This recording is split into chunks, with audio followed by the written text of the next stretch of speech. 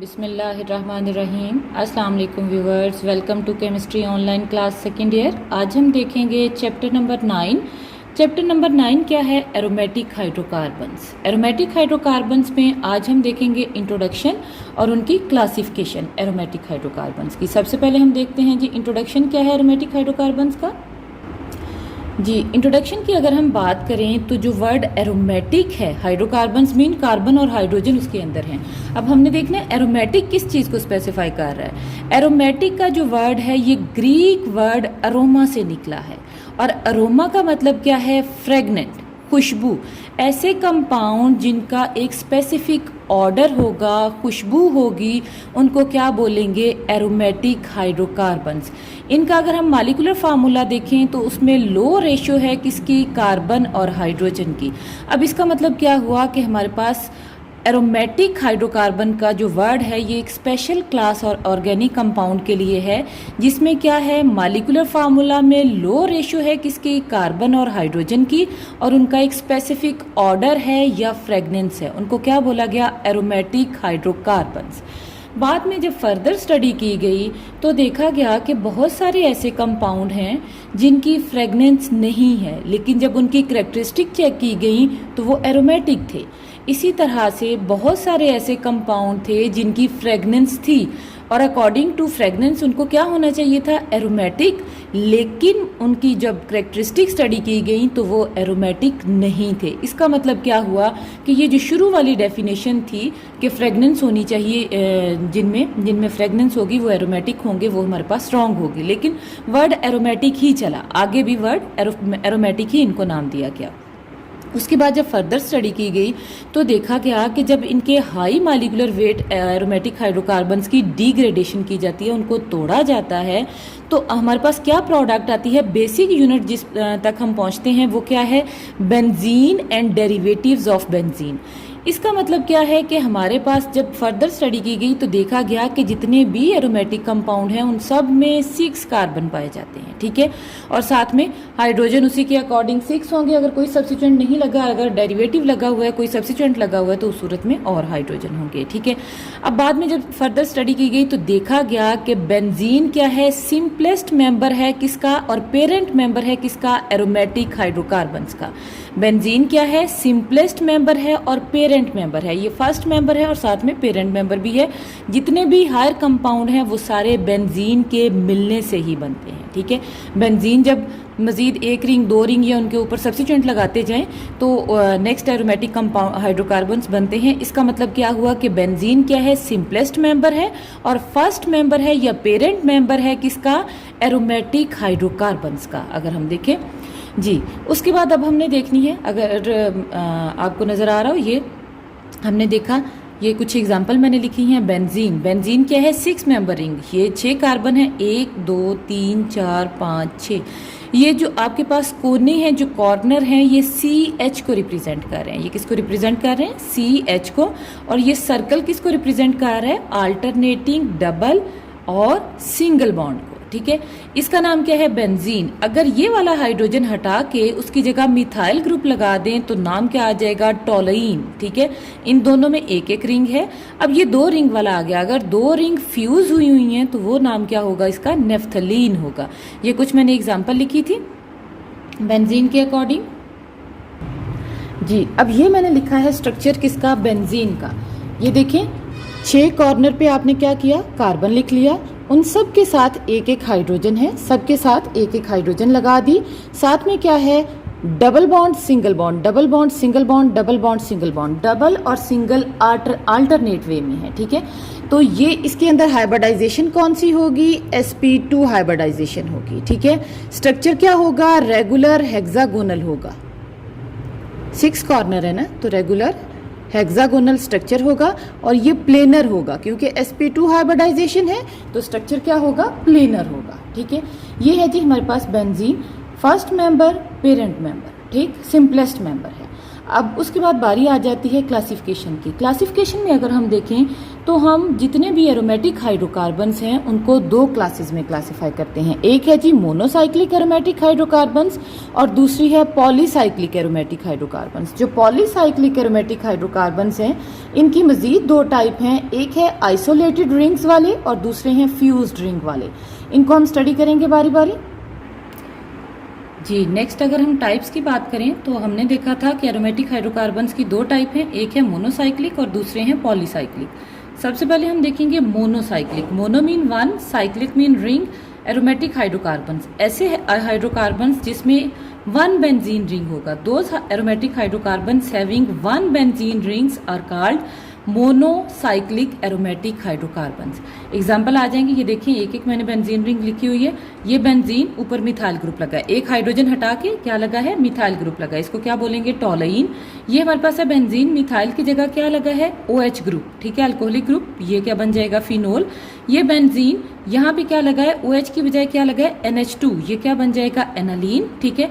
Benzene अंदर ring और ऊपर क्या लगा है, कार्बोक्साइल ग्रुप, नाम क्या आ जाएगा, बेंजोइक एसिड। ये सारे के सारे ऐसे कंपाउंड थे जिनमें क्या था, एक बेंजीन रिंग जो है वो पाई जा रही थी।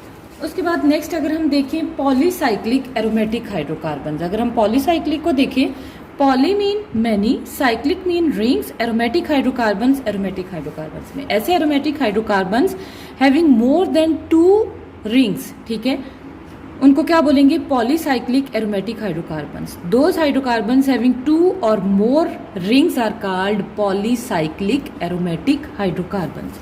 अब हम इनकी एग्जांपल देखेंगे। अगर आपको याद हो, ये अभी मैंने आपको बताया था कि पॉलीसाइक्लिक जो एरोमेटिक हाइड्रोकार्बन्स हैं इनकी दो टाइप हैं, एक है आइसोलेटेड रिंग और दूसरे हैं फ्यूज्ड रिंग। अब हम इनको देखेंगे कि पहले आइसोलेटेड रिंग वाले कौन से हैं और फ्यूज्ड रिंग वाले कौन से हैं। जी सबसे पहले आ जाएंगे those in which rings are isolated. इसका मतलब क्या है कि सिर्फ सिंगल पॉइंट ऑफ अटैचमेंट होगा। क्या होगा, सिंगल पॉइंट ऑफ अटैचमेंट होगा। ये बेंजीन रिंग, ये भी बेंजीन रिंग, ये वाला हाइड्रोजन और ये हाइड्रोजन हटा के यहाँ पे क्या है, CH2। ये था मीथेन CH4, इसके दो हाइड्रोजन हटा के दो फिनाइल ग्रुप लग गए हैं। ये फिनाइल ग्रुप है, ये भी फिनाइल ग्रुप है। अभी एंड पे समझाऊंगी फिनाइल ग्रुप कौन सा होता है। जी अब दो फिनाइल ग्रुप हैं तो नाम क्या आ जाएगा, डाई फिनाइल मीथेन। ये एक कार्बन वाला था ना, मीथेन था, CH4 था, तो नाम क्या आ जाएगा, डाई फिनाइल मीथेन। उसके बाद अगर यहाँ पे मीथेन ना लगा हो, इनकी डायरेक्ट ही एक पॉइंट के साथ अटैचमेंट हो, ये सिंगल पॉइंट अटैचमेंट है, ठीक है, तो ये क्या कहलाएंगे, ये भी फिनाइल ग्रुप है, ये भी फिनाइल। नाम क्या आ जाएगा, बाई फिनाइल। दो फिनाइल है, नाम क्या आ जाएगा, बाई फिनाइल। क्या नाम आ जाएगा, बाई फिनाइल। जी और इसका नाम क्या होगा, डाई फिनाइल मीथेन। ये था जी हमारे पास कब, जब रिंग्स क्या होंगी, आइसोलेटेड होंगी, मतलब सेपरेट सेपरेट है। ये रिंग सेपरेट है, ये रिंग सेपरेट है। अब नेक्स्ट हमने सेकेंड टाइप इसकी देखनी है जिसमें रिंग्स जो है वो फ्यूज्ड हुई होती हैं। जी ये है सेकेंड टाइप जिसमें क्या है, rings are fused at ortho position. अब इसमें फ़र्क क्या है इन दोनों में, दोनों में फ़र्क ये है कि यहाँ पे ये देखें दो पॉइंट ऑफ अटैचमेंट है, ये कार्बन भी और ये कार्बन भी, ठीक है। इसका मतलब क्या है कि दो कार्बन के साथ अटैचमेंट है, इस रिंग की भी और इस रिंग की भी। और ये जो दोनों कार्बन है ऊपर वाला और नीचे वाला, ये कॉमन है किसमें, इस रिंग में भी, इस रिंग में भी, ठीक है। ये मैं आपको लिख के बता देती हूँ किस तरह से लिखते हैं। ये एक बेंजीन रिंग,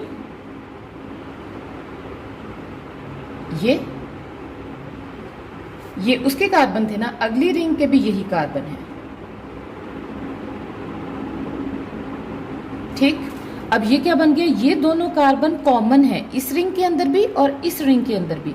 अब इसका नाम क्या होगा, नेफ्थलीन। नाम क्या होगा, नेफ्थलीन, ठीक।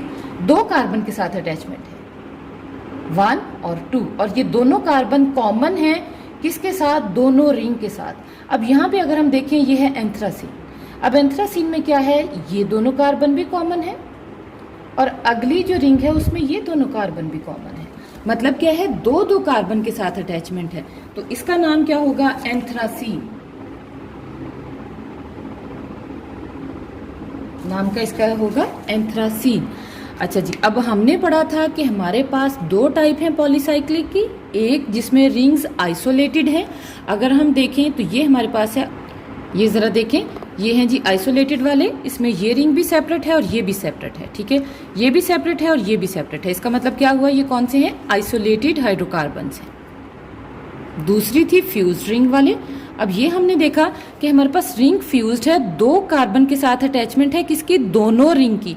ये दोनों कार्बन कॉमन हैं दोनों रिंग्स के अंदर। इसका मतलब क्या है, ये क्या है, फ्यूज्ड रिंग कंपाउंड है। नाम क्या आ जाएगा, नेफ्थलीन।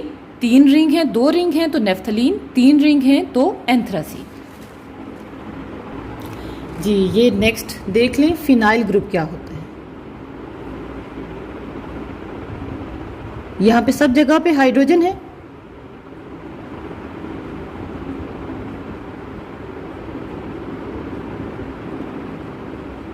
अगर हम ये एक हाइड्रोजन किसी भी जगह पे, सारे हाइड्रोजन सेम हैं, अगर हम ये एक हाइड्रोजन रिमूव कर दें तो क्या बनेगा, C6H5। ये ग्रुप क्या कहलाता है, फिनाइल। ये ग्रुप क्या कहलाता है, फिनाइल कहलाता है, ठीक है।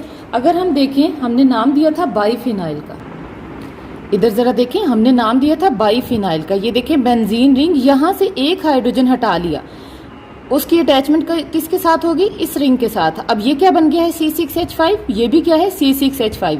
और C6H5 को क्या बोलते हैं, फिनाइल। अब 2 लगे हुए हैं फिनाइल ग्रुप, तो नाम क्या आ जाएगा, बाईफिनाइल। वहां पे अगर हम देखें C6H5, वो वाला भी क्या है, C6H5, तो नाम क्या आ जाएगा, डाईफिनाइल मीथेन, ठीक है। ये डिफरेंस है जी। और बेंजीन का जब स्ट्रक्चर लिखें तो क्या हो, यहाँ पे आपके पास 6 कार्बन की इस तरह से साइक्लिक हेक्सागोन बनाए, double bond single bond, double bond single bond, double bond single bond, सारी कार्बन के पास एक हाइड्रोजन है, ठीक है। अगर ऐसे नहीं तो फिर आप क्या करो, 6 मेंबर की रिंग बनाए इस तरह से और ये सर्कल ड्रॉ कर दें। ये सर्कल किसको शो कर रहा है, इस पाई बॉन्ड को। बेंजीन रिंग के अंदर 3 पाई बॉन्ड है, ये सर्कल किसको शो कर रहा है, 3 पाई बॉन्ड्स को, ठीक है। अब इसमें आपके पास गलती के चांसेस होते हैं, तो बेहतर है कि आप ये सर्कल ड्रॉ कर दें। सर्कल भी इन्हीं पाई बॉन्ड को ही शो करता है, ठीक है। अब ये था जी, अगर एक हाइड्रोजन हटा दें तो हमारे पास क्या बन जाएगा, फिनाइल ग्रुप। इसी के साथ हमारा आज का लेक्चर ख़त्म हुआ। लेक्चर अच्छा लगा हो तो इसे लाइक ज़रूर कीजिएगा, और अगर आपने अभी तक चैनल को सब्सक्राइब नहीं किया तो इसे सब्सक्राइब भी कर लें और बेल आइकन को प्रेस कर दें, ताकि आपको नई आने वाली वीडियो का नोटिफिकेशन मिल सके। ओके जी, अल्लाह हाफिज़।